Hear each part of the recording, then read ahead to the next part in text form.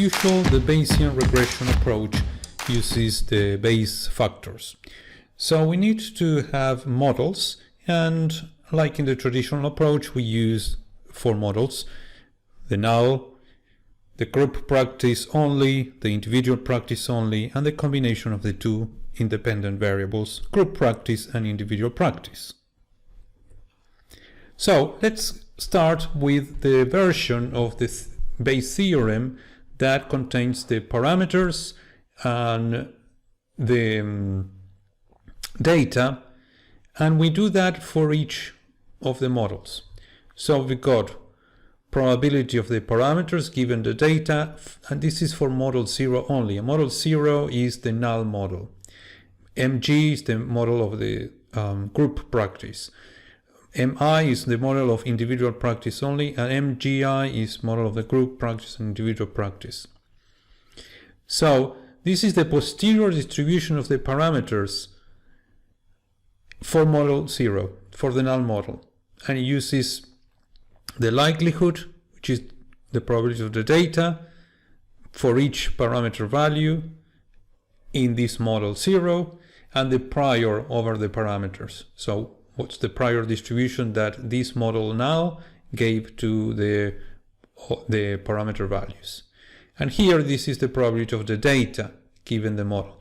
The probability of the data, as we mentioned before, is we do this calculation for each possible value of theta. So if theta is from 0 to 100, we start with say theta 0 and we calculate this. Theta 1, we calculate this. Theta 2, we calculate this until 100. Of course, in a continuous distribution is more complex than this. Then we've got the same for all the models. Now, what will change in each model is the prior distribution which we give to the parameters will differ because we've got different distributions. But this will be the same. So the probability of the data will be the same for all the models. Now, in this case, we are not interested in the posterior distribution. I'll show you why. Okay, so this is the prior distribution on parameter values.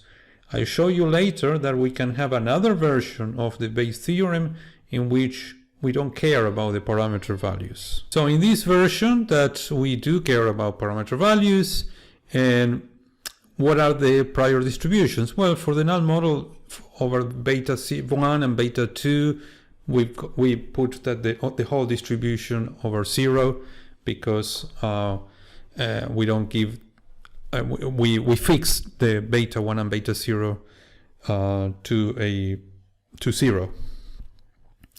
For the group in beta 2, which is the parameter that determines how much increase in national rating due to 1 unit of increase in group practice, that will be 0 because we don't have the individual practice variable in this model.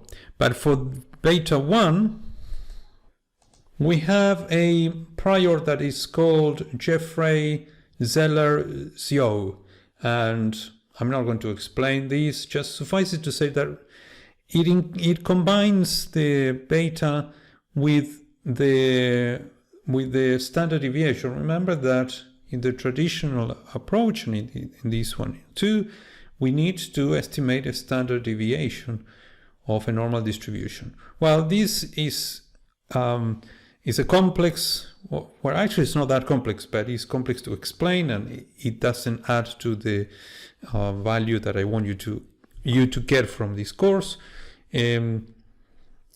So it combines a number of parameters. So I'm just saying that for group, will have a prior that's equivalent to having a prior over beta. And in the individual group, the prior will be over beta 2, but beta 1 is fixed to 0. And in the model with the 2 variables, we've got priors in 2 variables. This is not quite correct, but just to give you an idea where we need the priors. Now, for the probability of the data given the parameters, which is the sampling distribution, it's used for all the parameters. It's a t-distribution is used, and it's the same for all the models. So there is no difference in here. So what we are interested in is in this probability of the data given the model. So I told you that we are not interested in the posterior.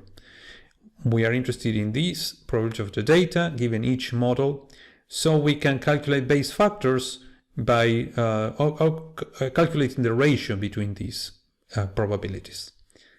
Now, as I mentioned before, we obtain this probability by doing this multiplication in the numerator.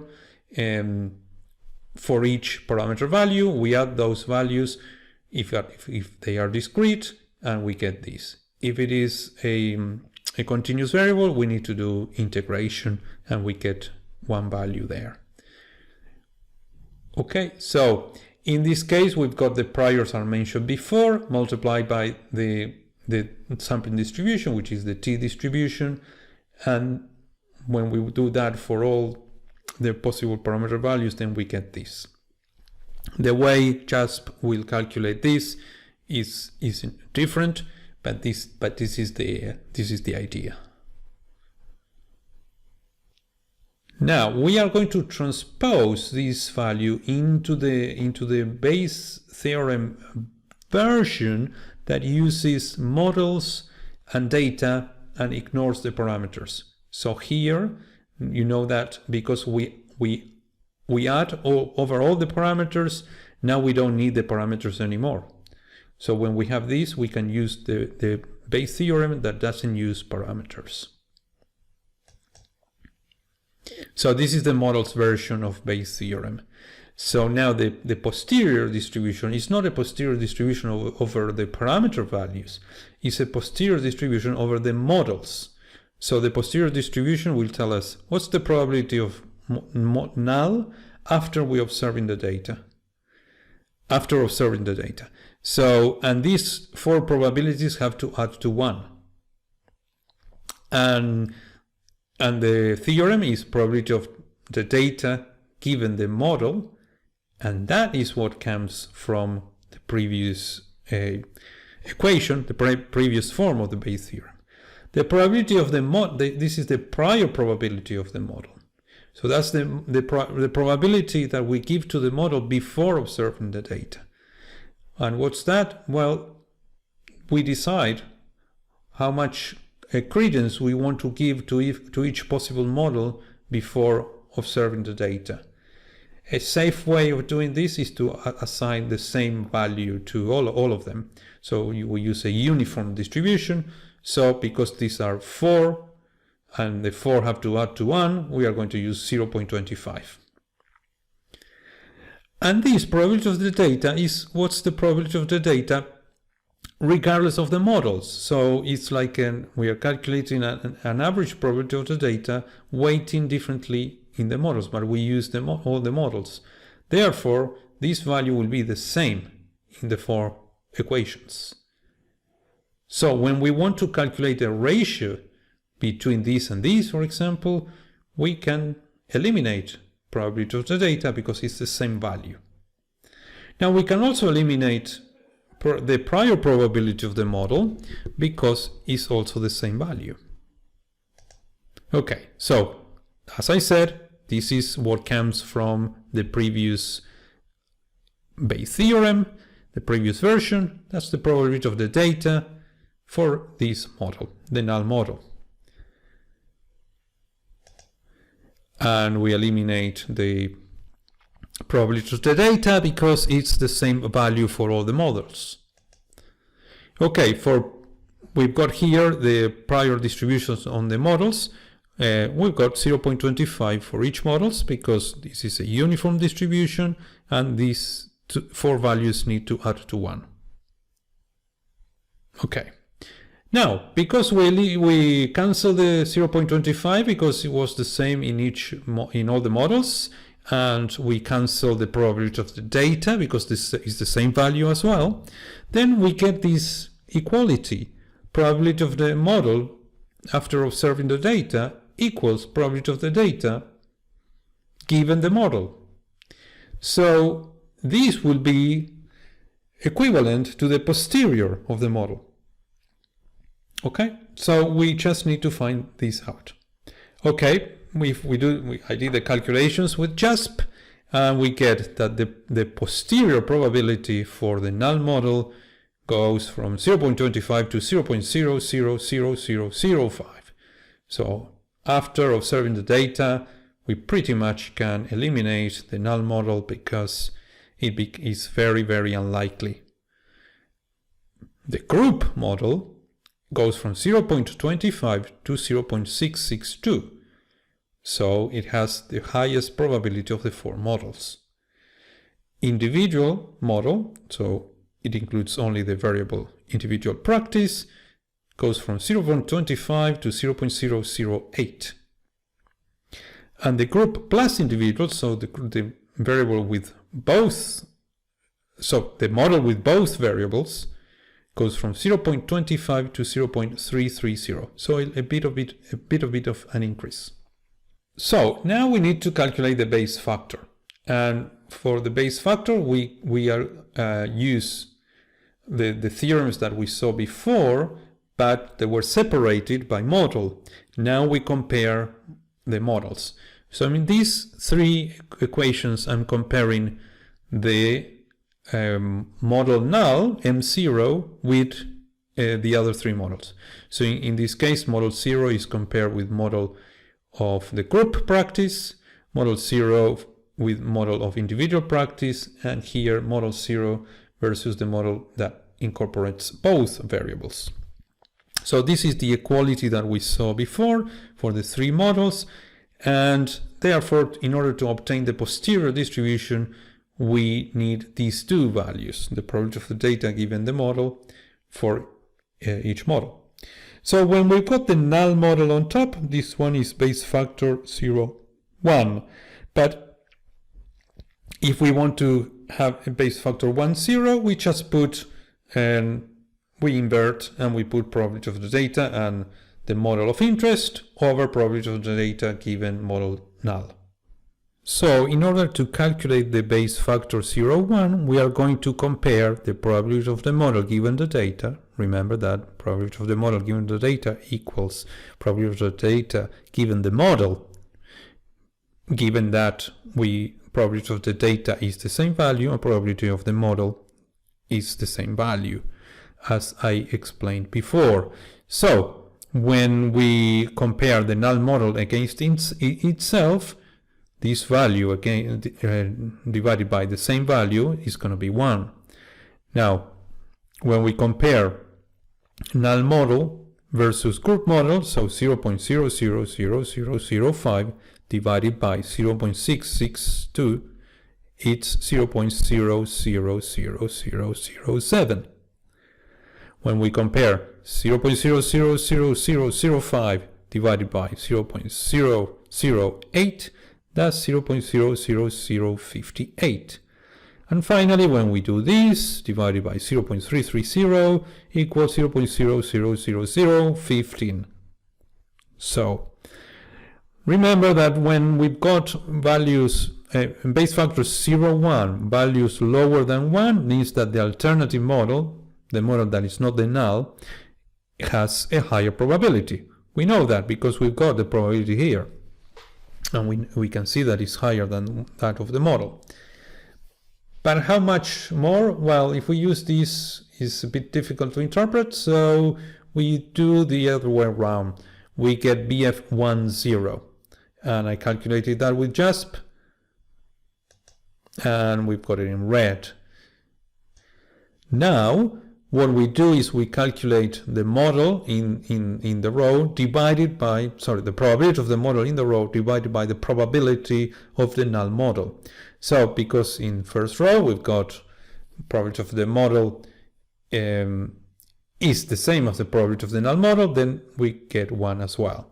Now, in this row, we've got 0.662 divided by the probability of the null, and that's 137,760. So extremely decisive evidence in favor of the group model and against the null model. Now, when we want to incorporate individual over the null, that model is also much better, is 1,725 times more probable under the data, after observing the data, sorry. And the same with the model that incorporates both variables. So 0.330 divided by the probability of the null is 68,578.